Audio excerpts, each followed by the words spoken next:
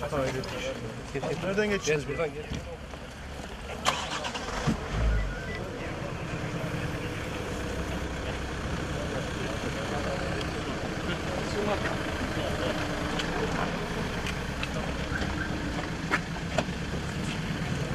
Lan video çek. Hemen kapatıyorsunuz arkadaşlar. Yok ben gelmiyorum arkadaşlar.